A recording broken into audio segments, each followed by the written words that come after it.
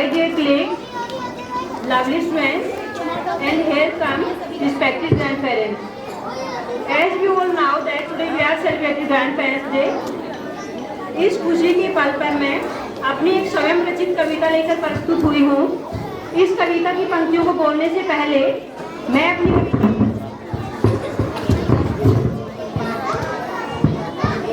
कविता के बारे में थोड़ा सा बताना चाहूंगी।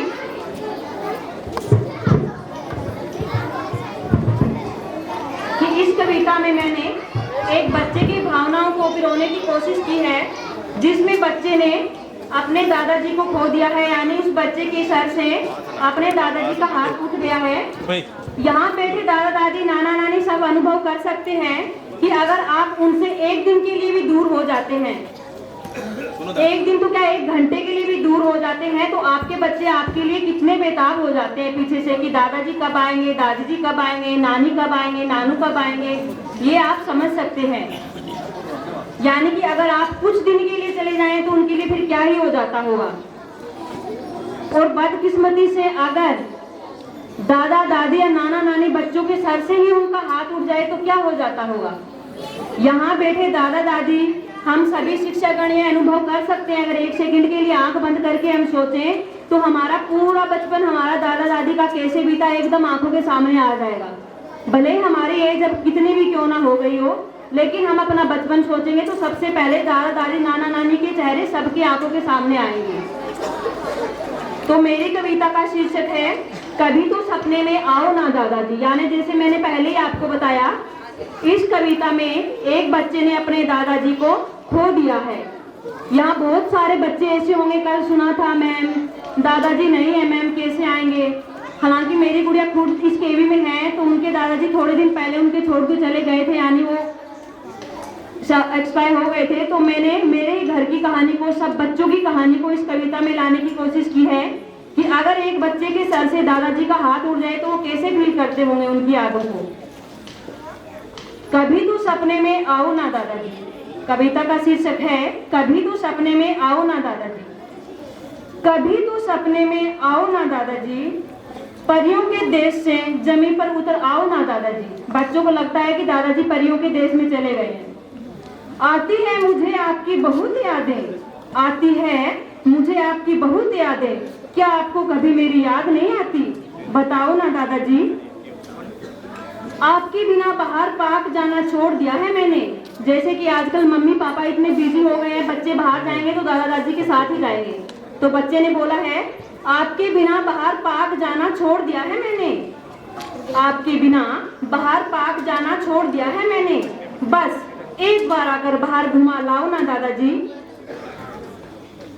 आप जो मुझे प्यार से गुड्डू बबलू बुलाते थे। अब ये भी खासियत होती है, जो स्कूल में नाम होता है वो दादा दादी जी कभी नहीं लेते, अपना प्यार का नाम रखते हैं। फिर वो आके कई बार बोलते हैं मैम चिक्कू को भेजना, मैम टिंकू को भेजना, पता नहीं चलता कि सर असली नाम बताइए, कि वो तो फिर पूछ के बताऊंगा मैम। तो आप जो मुझे प्यार से गुड्डू बबलू बुलाते थे, अब कोई और नाम से बुलाओ ना दादाजी। आप जब मुझे नाराज होने पर प्यार से सहलाते थे, आप जब मुझे नाराज होने पर प्यार से मनाते थे, आंसू पोंछ मेरे सीने से लगाते थे। आपके जाने से कब से रूठा बैठा हूं मैं, आकर अब तो मनाओ ना दादाजी। मेरी हर ख्वाहिश पूरी करने के लिए अपनी जान लगाते थे, आप मेरी हर ख्वाहिश पूरी करने के लिए अपनी जान लगाते थे। एक चीज खत्म होने से पहले दूसरी लाते थे कि चलो भाई बच्चे के लिए और ले चलता हूँ, बाद में खा लेगा। एक चीज खत्म होने से पहले दूसरी लाते थे। खिलौने पुराने हो चुके हैं मेरे, खिलौने पुराने हो चुके हैं मेरे, आकर कोई नया दिलाओ ना दादाजी। कभी कभार पापा की डांट भी तो बहुत पड़ती है मुझे। अब हम मम्मी पापा क्या होते हैं, जॉब में होते हैं, पूरे दिन से फ्रस्ट्रेट होते हैं, मम्मा ये चाहिए, नो बैठो एक बार चुप जाके। तो दादा दादी कहते हैं बेटा मैं दिलवा लाऊंगा कोई बात नहीं। तो बच्चे फिर वो दादा दादी ना होने से ये झेलते हैं। कभी कभार पापा की डांट भी तो बहुत पड़ती है मुझे, बस एक बार आकर पापा की डांट से बचाओ ना दादाजी। सुबह का भात, शाम का चूरमा आपके ही साथ खाता था मैं। बच्चे कितनी बार खाना खा लो, दादा दादी खाना खाएंगे तो जरूर साथ आएंगे। सब दादा दादी आप बैठे फील कर सकते हैं। सुबह का भात, शाम का चूरमा आपके ही साथ खाता था मैं। सिर पुचकार आप अपने हाथ से खिलाते थे मुझे। एक बार आकर अपने हाथ से खिलाओ ना दादाजी। पूरे दिन का भागा दौड़ा थका हारा आपके ही साथ सो जाता था मैं। पूरे दिन का थका हारा भागा दौड़ा आपके ही साथ सो जाता था मैं। आपकी परियों वाली कहानी सुन मीठे सपनों में खो जाता था मैं। अब मम्मी पापा को कहाँ परियों वाली कहानी सुनाने का टाइम है। जो दादा दादी है वो ही सुना सकते हैं, नाना नानी सुना सकते हैं। तो बच्चा कह रहा है इसमें अपनी परियों वाली कहानी सुन आपके ही साथ सो जाता था मैं। परियों वाली कहानी सुन मीठे सपनों में खो जाता था मैं। बस एक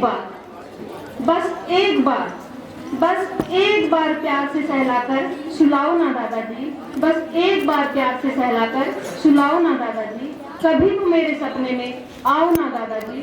कभी तो मेरे सपने में आओ ना दादाजी। Thank you.